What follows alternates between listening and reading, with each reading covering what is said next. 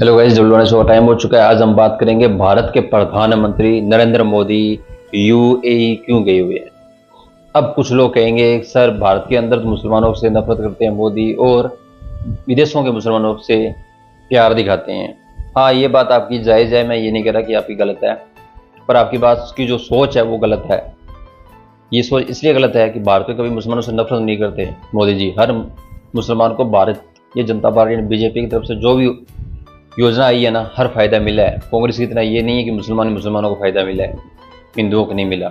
ये बात अपने दिमाग से निकाल दें। दूसरी बात है कि प्रधानमंत्री मोदी जी जब कुछ जाते हैं तो कुछ ना कुछ लेकर या कुछ ना कुछ देकर आते हैं उस देश को। अब आप में से कुछ लोगों को सब देख कर ही आता है, लेके क्या नहीं आता भाई, सब लेकर भी आते हैं। कभी तो मैंने राहुल गांधी तलवे चाटने छोड़े हो तो आपको पता हो ना, तो क्योंकि उनका तलवे आपने चाटने छोड़े नहीं तो कैसे क्या पता होगा, आपको नहीं पता होगा, इसलिए कह रहा हूँ। दूसरी बड़ी बात, बड़े तुम मानो चाहे ना मानो, यूएई के अंदर भारत ने बड़ा निवेश को लेकर बुनियादी ढांचा तैयार किया है, जो निवेश की घोषणा की है।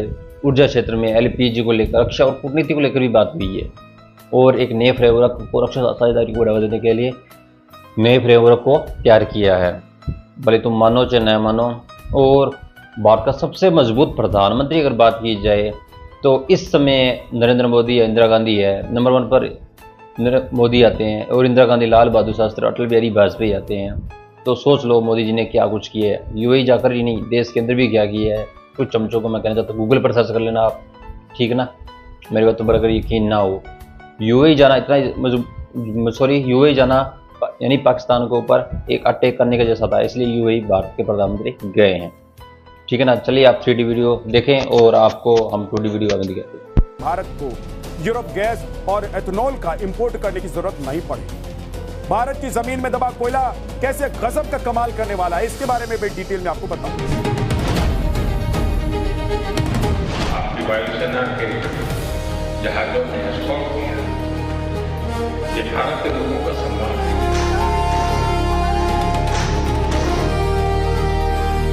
नमस्कार, न्यूज के इकलौते फैमिली शो न्यूज की पाठशाला में आपका स्वागत है। मैं हूं विद्यानाथ झा। सोना, पेट्रोल महंगा हुआ, अब मोदी इसके बाद और कौन कौन से बड़े स्टेप उठाने वाले। इधर कांग्रेस छाती पीट रही, उधर विदेश निकल गए मोदी। यूएई के साथ मोदी ने कौन सी डील कर डाली है। अबू धाबी की धरती से मोदी को सुनकर पूरी दुनिया हैरान रह गई। मोदी ने ऐसा क्या कह दिया। एलपीजी पर नया समझौता भी हुआ। देश में कोल गैस भी बनने जा रहा है। क्या सच में गैस इंपोर्ट की झंझट खत्म होने जा रही है। क्या गजब होने वाला है, पाठशाला में डिटेल चैप्टर।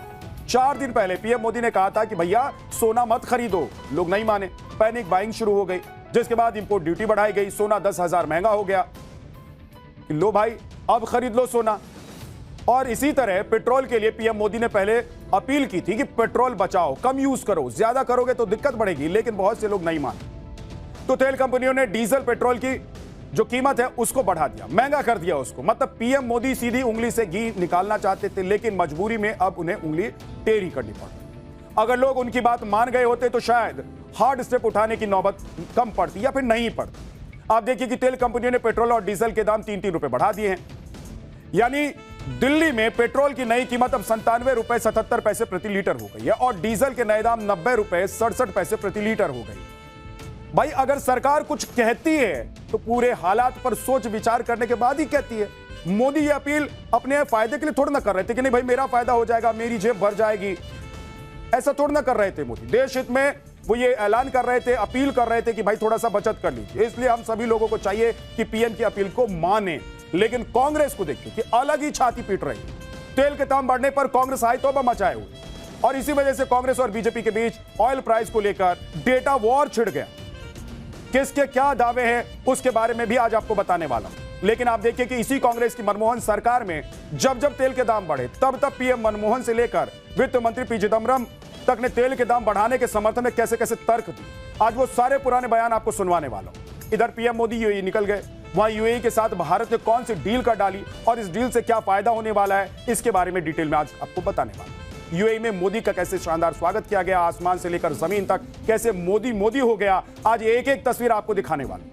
अबू धाबी की धरती से पीएम मोदी ने हॉर्मुज को लेकर ईरान को ऐसा संदेश दिया कि दुनिया हैरान रह गई। मतलब जो बात ट्रंप चीन जाकर जिनपिंग से नहीं बुलवा पाए, वो बात मोदी ने ईरान के पड़ोस में बैठकर कह दी। वो बयान सुनाऊंगा आपको कि प्रधानमंत्री नरेंद्र मोदी ने ऐसा क्या कह दिया जिससे पूरी दुनिया हैरान रही। इसके अलावा आपको बताऊंगे कि भारत के हाथ जादू की ऐसी कौन सी छड़ी लगने वाली है कि भारत को यूरोप गैस और एथेनॉल का इंपोर्ट करने की जरूरत नहीं पड़ेगी। भारत की जमीन में दबा कोयला कैसे गजब का कमाल करने वाला है, इसके बारे में भी डिटेल में आपको बताऊं, लेकिन पहले ये ट्रेलर।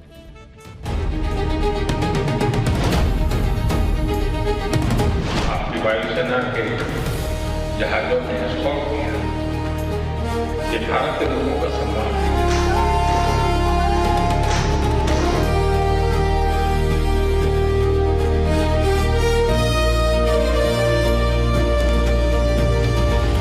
होर्मुज़ को फ्री, ओपन और सेफ बनाए रखना ये हमारी सबसे बड़ी प्राथमिकता है।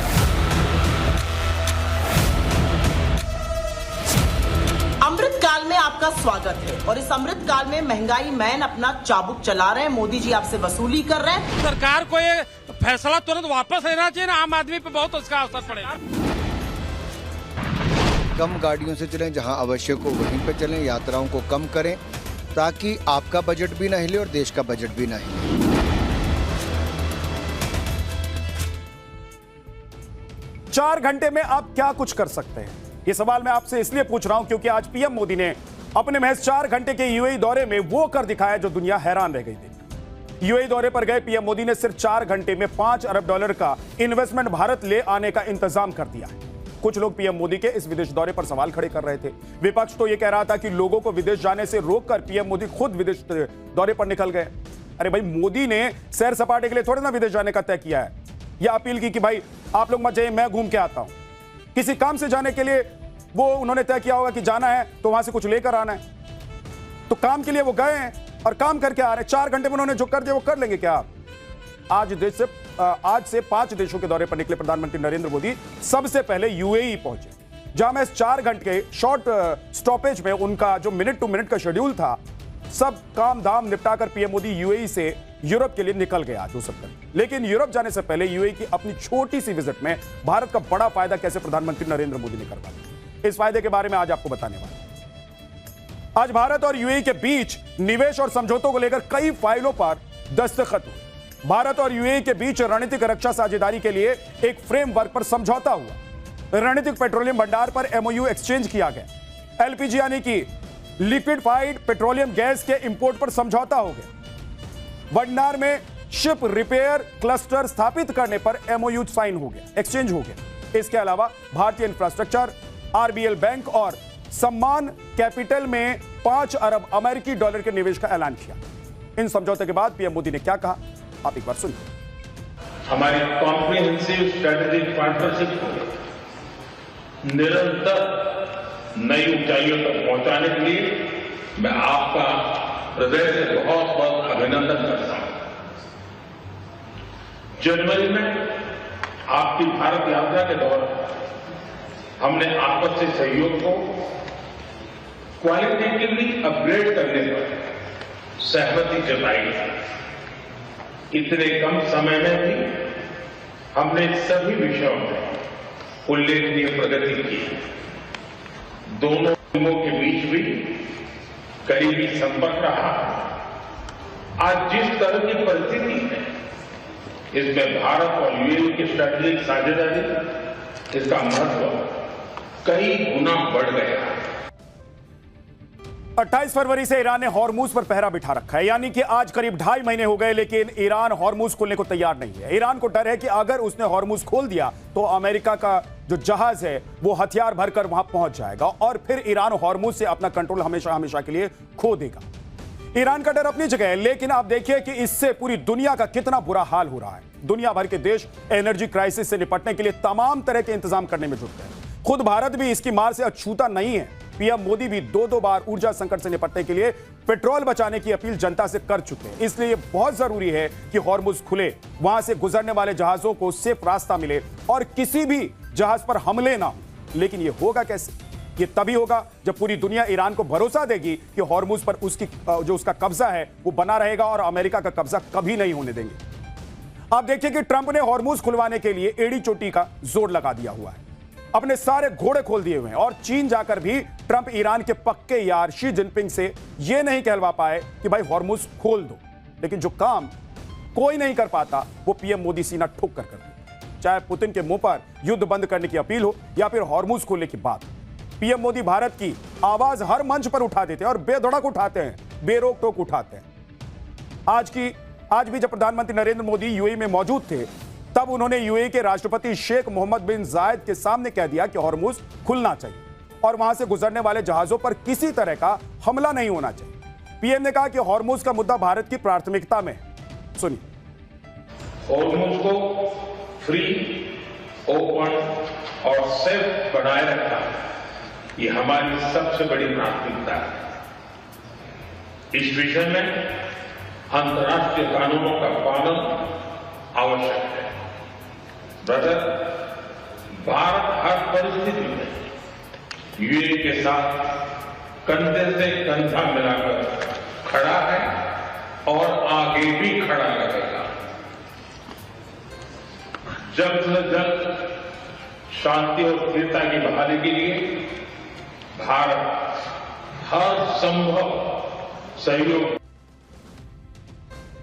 भाई, पीएम मोदी की खासियत है कि वो जिस भी देश के राष्ट्राध्यक्ष से मिलते हैं उससे कहीं ना कहीं अपना पर्सनल बॉन्डिंग बना ही लेते हैं, कर ही लेते हैं। पीएम की हग डिप्लोमेसी की मुरीद तो पूरी दुनिया है। आपने कई बार देखा होगा प्रधानमंत्री को ऐसे लोगों को गले लगाते हैं। यूएई के राष्ट्रपति शेख मोहम्मद बिन जायद के साथ भी पीएम मोदी की पर्सनल बॉन्डिंग दिखाई दी। पीएम मोदी उन्हें अपना बड़ा भाई मानते हैं, इसलिए आज पीएम मोदी की प्लेन जब वहां यूएई के आसमान में पहुंचा तो वैसे यूएई एयरक्राफ्ट के F-16 फाइटर जेट्स पीएम के प्लेन की सुरक्षा के लिए स्कॉट के लिए पहुंच गए। इसके बाद जब पीएम मोदी राष्ट्रपति शेख मोहम्मद बिन जायद से मिलने के लिए पहुंचे, तब उन्हें गार्ड ऑफ ऑनर भी दिया गया। सुनिए इस ग्रैंड वेलकम पर पीएम मोदी ने क्या कहा। माय डियर ब्रदर, इस आत्मीय स्वागत के लिए मैं आपका हृदय से बहुत बहुत आभार व्यक्त करता हूं। और जैसा आपने कहा, मैं अपने दूसरे घर आया हूं। ये शब्द, ये भाव मेरे जीवन की बहुत बड़ी पूंजी है। आज भी जिस प्रकार से आपकी वायुसेना के जहाजों ने एस्कॉर्ट किया, ये भारत के लोगों का सम्मान है। यूएई में पीएम मोदी का ऐसा शानदार सम्मान देखकर मोदी विरोधियों को आग लग गई है। कुछ लोग तो छाती पीट रहे हैं कि क्या हो गया, ऐसे कैसे हो गया, इतना सम्मान। भाई, देश के प्रधानमंत्री हैं और कांग्रेस को छाती पीटती भी दिखाई भी दे रही है कि कैसे छाती कांग्रेस के नेता आज पूरे दिन पीटते हुए नजर आए। लेकिन कांग्रेस की बेचैनी की वजह वो है जो मोदी विदेश दौरे पर जाने से पहले करके गए हैं, और वो वजह है तेल की कीमतें बढ़ाना। ईरान अमेरिका युद्ध के 76 दिन बाद भारत में पेट्रोल की कीमत 3% के आसपास बढ़ाई गई। पूरा एंटी मोदी इकोसिस्टम गोलियां कर, मतलब एक झुंड में आ गए सब लोग और छाती पीटने लग गए कि बाप रे बाप क्या कर दिया, जनता की जेब काट ली, जनता की जेब काट ली है। ये लोग कह रहे हैं विपक्षी नेता, आगे आपको बताऊंगा। लेकिन देखिए कि एंटी मोदी इकोसिस्टम ये नहीं बता रहे कि ऊर्जा संकट की मार से अमेरिका भी नहीं बचा हुआ। वो अमेरिका जो युद्ध लड़ रहा है, जिसके पास खदान है, जिसके पास कुएं के तेल है, तेल के कुएं हैं, जो दावा करता है कि उसके पास तेल का सबसे बड़ा भंडार है। ट्रंप के अमेरिका में भी तेल के दाम 28% बढ़ चुके हैं युद्ध के बाद। तो फिर भारत में महज 3% तेल की कीमत बढ़ने पर इतनी हाई तौबा क्यों? मोदी विरोधियों को लगता है कि शायद प्रधानमंत्री मोदी को भी मनमोहन सिंह की तरह तेल कंपनियों को कूपन बनाकर दे देना चाहिए था कि भविष्य में पेमेंट कर देंगे और अगली सरकारों के माथे बिल फाड़कर कट लेना चाहिए था। अब पाठशाला में खुद ये बात कर चुके हैं, बता चुका हूं मैं आपको कि सरकारी तेल कंपनियों को इस संकट में घाटे का बोझ उठाना चाहिए और शायद वही हो भी रहा है। सरकार पूरी कोशिश कर रही थी कि तेल के दाम ना बढ़े, इसलिए तेल कंपनियों का घाटा कर सरकार ने एक्साइज ड्यूटी कम कर दी थी और अब तेल के दाम बढ़ाए भी तो महज 3 रुपए, वरना ये तेल की कीमतें 3 रुपए की जगह 15 से 20 रुपए तक बढ़ जाती भाई। इसलिए मनाइए कि स्ट्रेट ऑफ हॉर्मुज जितनी जल्दी हो सके खुल जाए, उतना अच्छा होगा, नहीं तो आगे ऐसे कई और झटके लग सकते। तेल के दाम बढ़ने पर देखिए कि प्रधानमंत्री मोदी के बनारस में लोगों ने आज क्या कहा है, वो क्या सोच रहे हैं। सरकार को ये फैसला तुरंत वापस लेना चाहिए ना, आम आदमी पे बहुत उसका असर पड़ेगा। पहले तो मैं ये बोलना चाहूंगा, प्रधानमंत्री मोदी जी जो विदेशों का दौरा करते हैं वो अपने घूमने के लिए नहीं करते हैं, ये देश की अर्थव्यवस्था को मजबूत करने के लिए अन्य देशों से संबंध मजबूत करने के लिए, व्यापार बढ़ाने के लिए करते हैं। और रही बात तेल बढ़ने की, तेल की कीमतें जो 2-3 रुपए बढ़ी हैं, अन्य देशों में जाके आप देखेंगे सर, वहाँ काफी दिक्कतें हैं। अपने देश में तो बहुत सुधार है। मोदी जी ने जो ये बोला कि आप वर्क फ्रॉम होम करिए या डीजल पेट्रोल का थोड़ा बचत करिए, तो ये आने वाले दिनों के लिए उन्होंने बोला है कि जो अगर हमें किल्लत आती है तो उससे पहले हम सचेत हो जाएंगे, तो हमारे देश के जनता को परेशानी नहीं होगी। अब आपने ये वीडियोस देखा होगा कि क्या कुछ वहां पर लेके आए हैं, क्या नहीं लेके आए। पेट्रोल डीजल के लेकर भी है। भारत अपना पेट्रोल डीजल का रिजर्व भंडार को बढ़ाना चाहता है, जो 20 दिन का उससे आगे बढ़ाना चाहता है। पीएम और बढ़ाएं और आने वाले समय में इसे बढ़ाकर 10-15 दिन का और किया जाए। अब कुछ लोग बोलेंगे सर 2014 के बाद मोदी जी ने किया फिर कुछ किया ही नहीं था। भाई साहब, कभी कभी है ना, आपको कोई चीज़ की ठेस पहुंचती है, आपको कोई नुकसान होता है, तभी अक्ल आती है ना। वैसी सरकार को अब अक्ल आई है। अपने ऊपर कभी कोई चीज़ को है ना, वो कहते हैं ना कि अपने ऊपर ये चीज़ को कोई पिता कर देखना चाहिए, तब पता चलता है कि दूसरों के बारे में दुख क्या होता है। तो थोड़ा प्रधानमंत्री के बारे में सोच समझ कर बोला करो। ऐसा नहीं है कि मुंह उठाया कुछ भी बोल दो आप, ठीक है ना। इसलिए मैं कह रहा हूँ। और मोदी यूएई के दौरान जो कई बड़े समझौते हुए हैं, आपको बता ही दिया मैंने। MOU भी साइन हुआ है, यानी कि पेट्रोलियम भंडार पर लेकर भी हुआ है। और तो यूएई में जो हमले हो रहे हैं ईरान के द्वारा, उनकी कड़ी निंदा भी की पीएम मोदी ने। मिडिल ईस्ट पर युद्ध में क्या बोले पीएम मोदी, अब आपको बताता हूँ। यूएई में राष्ट्रपति मोहम्मद बिन जायद अल नाहयान के साथ प्रतिनिधियों में पीएम मोदी ने मिडिल ईस्ट वॉर को लेकर चिंता भी जताई है। और उन्होंने ये भी बोला है कि हालात बहुत ज़्यादा गंभीर भी हो सकते हैं। स्थिरता बहाली के लिए भारत हर संभव कोशिश करेगा।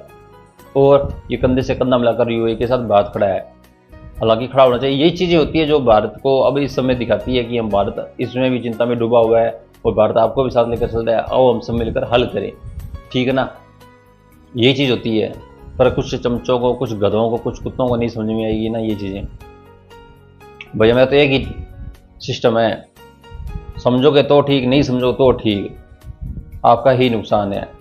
पुराना बाहर की दुनिया में और आलोनी तलवे चाटने छोड़ लोगे तब पता चलेगा कि भारत कहाँ पहुँच गया, ठीक है ना। जहाँ आपकी कांग्रेस के अंदर भारत है कहाँ था ये मैं पता है और आपको भी पता है, ठीक। थैंक यू गाइस, जाने की मुझे इजाज़त दीजिए।